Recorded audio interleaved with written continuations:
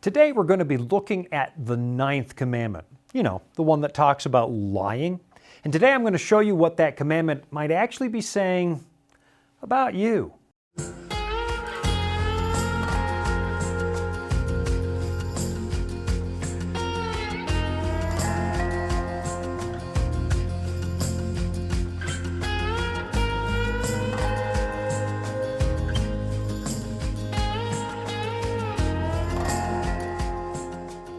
Over the last few weeks, we've made our way through most of the Decalogue, or the Ten Commandments, and we've arrived at the penultimate commandment, the one that appears to prohibit lying.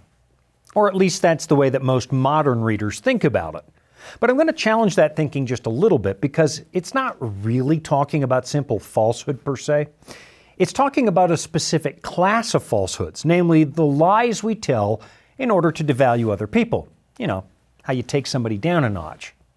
The commandment itself simply states, you shall not bear false witness against your neighbor. Now, if you read the rest of the Bible, you'll discover that it places a really high premium on basic honesty. But the ninth commandment is specifically talking about guarding your neighbor's reputation. And I can't help but smile when I happen to read the commandment again during the last election cycle. Now, I'm going to be really careful about how I say this because my personal politics really don't matter. Let's just say I'm neither a registered Democrat nor a Republican. And to be honest, I wish more preachers would just keep their political preferences to themselves. After all, you're supposed to be preaching the gospel. And when you weave current events and politics into your preaching that way, you're essentially alienating half of your potential audience. I mean, if they don't like your politics, they're just going to tune you out when you talk about Jesus.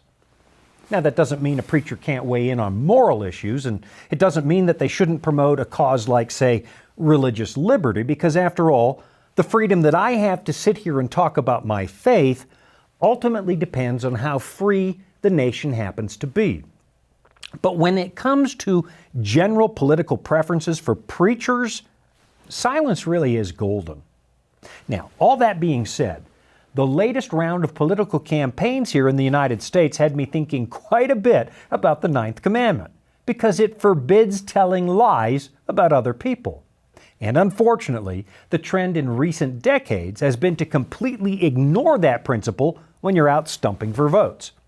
Candidates on both sides appear to love taking any brief statement and playing a game of gotcha with it, any video clip that potentially makes the opponent look bad.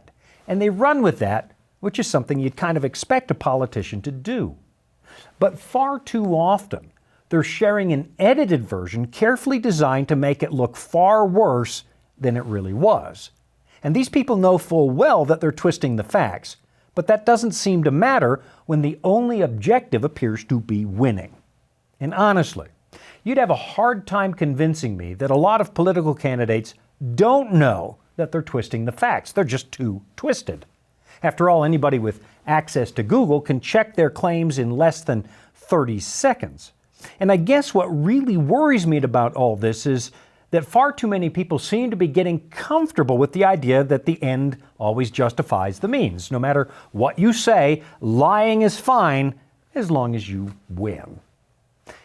And I guess I can partly understand it. I mean, if you're going to run for office and spend all that money, you really do need to highlight the ways your opponent wouldn't be an ideal choice. You know, pointing that kind of stuff out does seem like fair game. But lying about it, taking your opponent's statements out of context, or knowingly spreading falsehood, that's wrong. And to quote a notable psychologist I was listening to a couple of years ago, morally speaking, nobody ever really gets away with anything. Evil deeds are always guaranteed to catch up with you. At some point, to quote the book of Numbers, your sin will find you out. I mean, you might not actually get caught, and you might even get to the very end of your career without anybody knowing what you did, or at least they can't prove it. But your own heart, it will never forget. Cheating your way through life with manufactured falsehood is going to take a toll on you. I can pretty much guarantee that. It might be years down the road, but it will catch you. It might even lead to things like anxiety or guilt or some other mental health challenge. After all, Lying can be downright exhausting. You have to remember the last lie you told, and the one before that, and the one before that, and the one before that, so that you can seem consistent to the people who listen to you. It's a lot of mental stress that honest people don't have to deal with. And it's going to demand a price from you because it's simply not the right way to live. You're always going to know that you wronged somebody, or that you didn't really earn your own station in life, or you got there dishonestly. It's just really, really hard to live an authentic human life when you're in the habit of living, well, let's say, inauthentically. But now let's drop the politicians, because it's just too easy of a target. I mean, we all love to pick on them because they're kind of the low-hanging fruit. Their lies are easy to spot because they live in the public spotlight. So instead, maybe let's talk about you. Just how careful do you think you are when it comes to guarding the reputation of others? It's a pretty big question, because if you think about it, a person's reputation is really their most valuable possession. Money and property come and go pretty easily, and so do things like power or fame. But the one thing that follows you all the way through life, that'd be your character. And the sad thing about character is that so many people love to believe nasty rumors. It gives them a sense of schadenfreude. It lets them say, okay, my life isn't perfect, but at least I'm not like that individual. It's kind of like that story that Jesus told about the Pharisee and the tax collector praying in the temple. You probably remember it. The Pharisee looks over at the tax collector, a man that everybody hates because he works for the Roman government, and the Pharisee says, God, I thank you that I am not like other men. It's a way of reassuring yourself that you might be a little bit rotten, but it's not all that serious, because you can find worse people who clearly deserve public condemnation.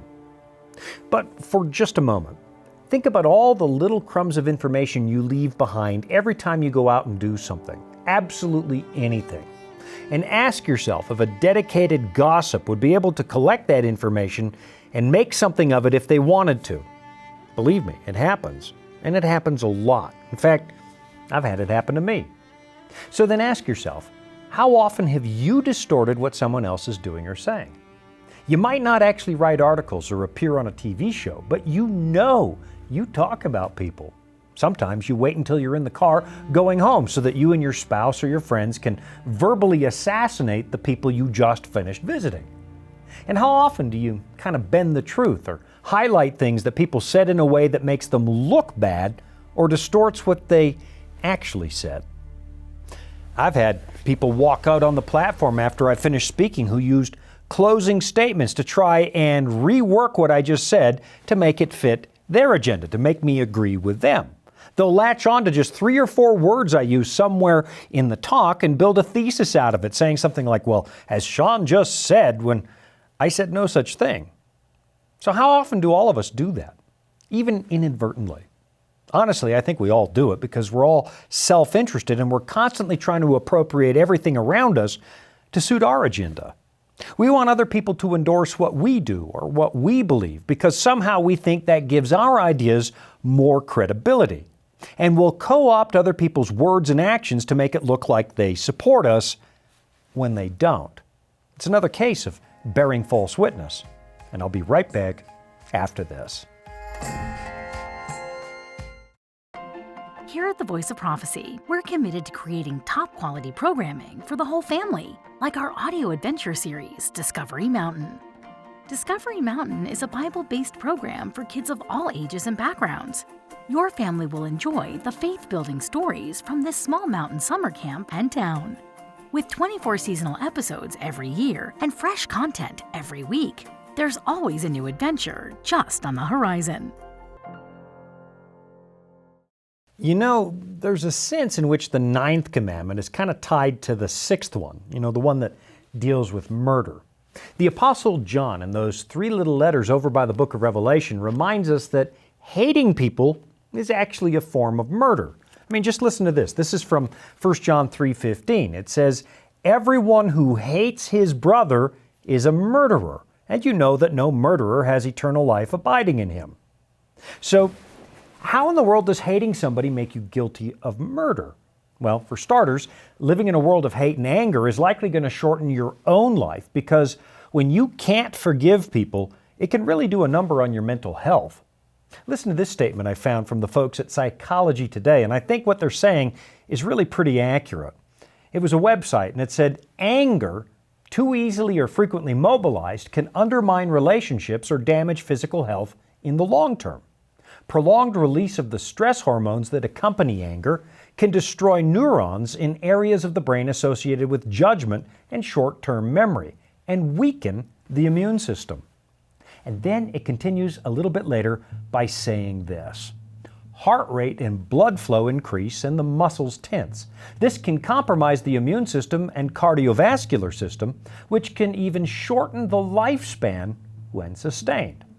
So, for starters, living in a state of anger or resentment can do a real number on your health to the point where it actually shortens your life, kind of like smoking would. Which means that in some ways, hatred becomes a really slow form of suicide. But of course, hating someone else also takes a big toll on that person, which is how the business of bearing false witness is linked to the sin of murder. If you're hating someone to the point where they know that you hate them and they feel it, well, that's obviously going to put a dent in their quality of life. And then when you start projecting your hatred in front of other people, well, now you're attacking that person's public value. You're diminishing them in the eyes of others, and that can have a tremendous impact on their well-being. I mean, let's just do a little bit of a self-check, and I'll warn you, this isn't going to be easy. It's going to step on all of our toes. Have you ever talked down a candidate for a job just because you didn't personally like them and you'd rather not have them around as a coworker? Have you ever heard that somebody is up for promotion, but you think you deserve that promotion, so instead of just selling yourself to management, instead of promoting your own skills or qualities, you criticize the other candidate, hoping that HR will see them in a negative light? Or let's be really brutally honest. Have you ever felt threatened by someone else's obvious talent, or their ability to make friends, or their looks, or their money, or just about anything, and you felt the need to take them down a little bit? Have you ever managed to convince someone to just turn against the person you hate, maybe even cut them off entirely? Or have you ever said something about somebody that wasn't really a direct attack, but it was still clearly designed to raise questions about that person? Hey, you know, Mike really knocked it out of the park with that sales report yesterday. What an amazing forecast. Was it? Really? You thought that was a good report? You know the kind of thing I'm talking about. I mean, I think we're all guilty of it at some level because, as we've already mentioned, we're all a little bit egocentric. And I'm not even convinced that we do this consciously most of the time. What the Bible is telling us to do is deliberately guard other people's reputations, which falls in with the golden rule, the one that Jesus taught us. So whatever you wish that others would do to you, do also to them, for this is the law and the prophets. Now I know it's not easy sometimes because some people really are profoundly unlikable. They're abrasive, they're dishonest, they use people, whatever the issue is. And it's precisely that terrible person who's going to give you an opportunity to learn what the ninth commandment is really all about. I mean, it's easy to keep the commandments when everything's going well, and it's easy to avoid becoming what the Bible calls a talebearer when you're dealing with the people you like. But if the commandments are just a set of fair weather social guidelines for when everything's going well, then they really don't mean much if you think about it. It's when you find yourself swimming against the current of life and things are really, really hard, that's when keeping the commandments can become a bit of a challenge. But it's also at that point that they start to make the most sense. I mean, it's easy to keep from murdering or plundering the people you like. It's easy to avoid adultery when you're getting along with your spouse. But when you don't like somebody, the rules can suddenly seem a little more challenging. I mean, of course, you're not going to spread rumors about your wife or kids because you like them, at least hopefully. But what about those people who rub your fur the wrong way all the time? The ones who irritate the daylights out of you? What about those people? Here's the problem that emerges when you start spreading lies about others. It's almost impossible to clean up the damage you do. The way human nature works is that once you've convinced someone not to like someone else, that impression can be really hard to undo.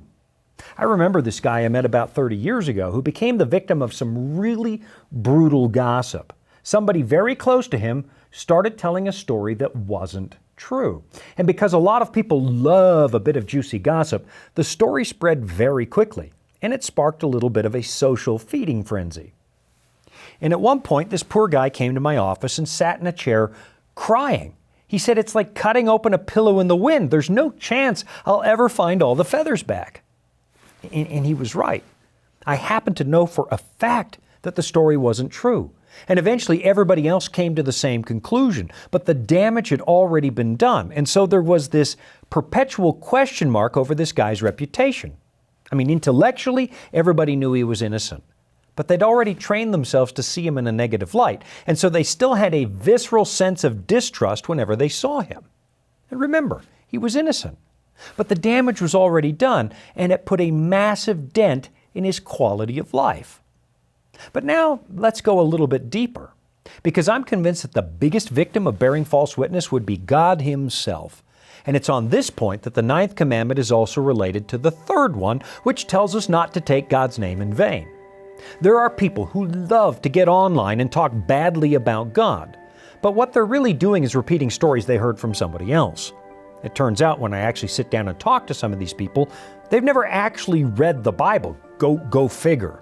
They're just repeating what they heard somebody else say. They're trying to pass themselves off as smart, someone in the know, and they're not. And what they're really doing is bearing false witness. But worse than that, when Christians behave badly, they're actually bearing false witness about the character of God. When somebody sees them behaving badly, you already know what the world is going to say. If that's what Christianity is, I want no part of it. People blame God for that person's behavior, which means that the Christian is now bearing false witness, not through words, but through actions. Because you don't actually have to say something to spread falsehood. All right, I've got to take another quick break, but I'll be right back after this. Life can throw a lot at us. Sometimes we don't have all the answers. But that's where the Bible comes in. It's our guide to a more fulfilling life. Here at the Voice of Prophecy, we've created the Discover Bible Guides to be your guide to the Bible. They're designed to be simple, easy to use, and provide answers to many of life's toughest questions. And they're absolutely free. So jump online now or give us a call and start your journey of discovery. There's a famous passage over in the book of James that gives us a pretty good understanding of the kind of damage we can do when we're not intentionally trying to guard the reputations of other people. Here's what it says. This is from James chapter 3, and it begins in verse 2. For we all stumble in many ways. Well, that's a pretty honest assessment. For we all stumble in many ways. And if anyone does not stumble in what he says, he is a perfect man, able also to bridle his whole body. You know, I only wish I answered to that description we just read, but I'll say this. I'm still working on it. It continues. If we put bits into the mouths of horses so that they obey us, we guide their whole bodies as well. Look at the ships also. Though they are so large and are driven by strong winds, they are guided by a very small rudder wherever the will of the pilot directs. So also the tongue is a small member, yet it boasts of great things. How great a forest is set ablaze by such a small fire. Now, for somebody who lives in Colorado, that's about the perfect metaphor. Last summer, somebody built this tiny little campfire up in the hills and they left it unintended. At least that's what we think happened. And by the end of the day, more than 8,000 acres were on fire. 8,000 acres. It was snowing ashes in my backyard, and we had to keep the windows closed because of all the smoke. And over the next 24 hours, I watched the evacuation zone creep closer and closer and closer to my house until it finally stopped just a few blocks away. Forest fires are really hard to control, especially when it's dry and windy. And if the wind suddenly blows the wrong way, the fire's going to spread faster than you can imagine. You're just not in control of what happens. And what James is telling us is that the same thing happens with the stories we tell. It's easier to spread those stories than to contain them. And when it's over, the damage can be unthinkable. Lost homes, dead victims, an ugly scar in the forest, or in the case of gossip, permanent scars on somebody's reputation. So, where you and I are tempted to think that rumors are a minor offense, James takes the opposite position. They're really a form of murder. If I steal your car, I can always replace it. But if I steal your reputation, if I damage your social value, you might never fully recover. I've actually diminished your quality of life, which is a little like killing you very slowly. James continues. He says, "And the tongue is a fire, a world of unrighteousness. The tongue is set among our members, staining the whole body, setting on fire the entire course of life, and set on fire by hell. For every kind of beast and bird, of reptile and sea creature can be tamed and has been tamed by mankind. But no human being can tame the tongue." In other words, you and I have a much bigger problem in our mouths than we do with the wild animals who wander into our yards from time to time. I've had close-up run-ins with bears and moose, and I can assure you that your adrenaline really starts pumping when it happens. But ultimately, those kinds of encounters are much less damaging than the damage we can wreak with our own speech. He continues, and he's still talking about the human tongue. He says, "It is a restless evil, full of deadly poison. With it we bless our Lord and Father, and with it we curse people who are made in the likeness of God. From the same mouth come blessing and cursing. My brothers, these things ought not to be so." So now James really carries this all the way into the moral end zone. You cannot call yourself a good Christian if you use the power of speech to worship God on the weekend, but then you use it to rip people apart during the week. Those people you're attacking, they were also made in the image of God, just like you were. They have incredibly high value to God, just like you do. And no matter how much you don't like those people, that doesn't change God's mind. He still loves them, and He loves them unconditionally. So either you align yourself with the way God treats that person, or you become guilty of breaking the 9th commandment. I mean, let's just think about this. If anybody has the absolute right to point out somebody's faults, that would be God. And from time to time, you'll notice He actually does that. Whenever His people were in danger of losing their way or violating the covenant, God sent prophets to set them straight. But here's what I want you to notice. While God has that right, He still tends to favor us in ways that we do not deserve. One of my favorite passages in the whole Bible comes from Paul's letter to the Romans because it says something really, really profound. This is Romans chapter 5, beginning in verse 6, where the Bible says, "For while we were still weak, at the right time Christ died for the ungodly. For one will scarcely die for a righteous person, though perhaps for a good person one would dare even to die. But God shows His love for us in that while we were still sinners, Christ died for us." Now, there's a lot of material in that statement from Paul, and I'm almost out of time, so I'll encourage you to just read that whole chapter sometime. Read the whole thing. Personally, I find that particular chapter of the Bible completely life-changing. Here's what I want you to notice for today, though. God did not wait for you to get things right before He decided He wanted to save you. Christ did not die for perfect people. He died for sinners. While we were still sinners, Christ died for us. I'll be right back after this. Dragons, beasts, cryptic statues. Bible prophecy can be incredibly vivid and confusing. If you've ever read Daniel or Revelation and come away scratching your head, you're not alone. Our free Focus on Prophecy guides are designed to help you unlock the mysteries of the Bible and deepen your understanding of God's plan for you and our world. Study online or request them by mail and start bringing prophecy into focus today. I think maybe some of the most incredible material found anywhere in the Bible might be those places where God speaks about His own people in really glowing terms. And it's remarkable because you and I both know we don't deserve that.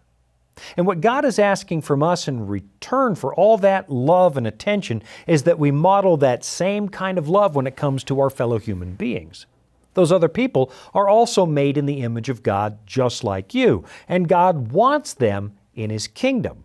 You and I have no right to badmouth anybody, not even if what you're saying happens to be true. I mean, imagine having God list all your negative qualities. He just gives you a list with bullet points. How long do you think that list would be if God was making it? You've got to wonder what kind of a world we'd be living in if everybody actually made an effort to boost each other instead of always attacking. Imagine how much nicer social media might be, or how civilized government could become. And I'm not really talking about honest debate. I mean, there should always be room for honest disagreements. We have to make room for that, or nothing ever happens. What I'm really talking about is character assassination, the practice of going after a person instead of that person's position. Philosophers would call that an ad hominem attack, and it's widely recognized as a logical fallacy. If you resort to that, you've already lost. You're hoping people will think poorly of a person, and because of that, go and dismiss their arguments. And it's a dishonest way of conducting business. I mean, just try to imagine the kind of election cycle we might have if people really just stuck to the issues and always told the truth. Imagine the kinds of good and honest people that might actually be willing to serve the public if that's the environment we lived in. I'm actually convinced that a lot of good people are shying away from public service because of the way they know they and their family are going to be dragged through the mud should they seek public office. And sadly, I'm not convinced that we're going to be able to change a whole lot. The Bible doesn't indicate that society gets better as time moves along. In fact, it indicates exactly the opposite. It gets worse. But even if it is getting worse, that doesn't let you off the hook. Even if everybody else is doing it, even if everybody else is breaking all of the commandments, you're not supposed to. You're supposed to reveal the love of God in this world. They're supposed to be able to see the character of God in your life. And I get it. I know. It's not easy. I mean, I've got the same flaws as you and some worse ones. And I'd be lying if I told you I've never broken this commandment or the others. But I also know that in the long run, it is well worth representing God in your everyday transactions. Go back and read some of the stories you find in the Bible. Someone like Daniel, a lowly captive, because he was always honest, and he even spoke highly of the Babylonian king when he addressed him. Well, in the end, he was trusted when real trouble started to emerge. Be that person. Be the person whose character is trustworthy, the one people turn to when there are real problems in life. Thanks for joining me today. I'm Shawn Boonstra, and this has been another episode of Authentic. You want to help more people see Authentic for free? Like, comment, and subscribe, and share this episode. That tells the algorithm you really like the show, which in turn recommends Authentic to a lot more people. Thanks for your support.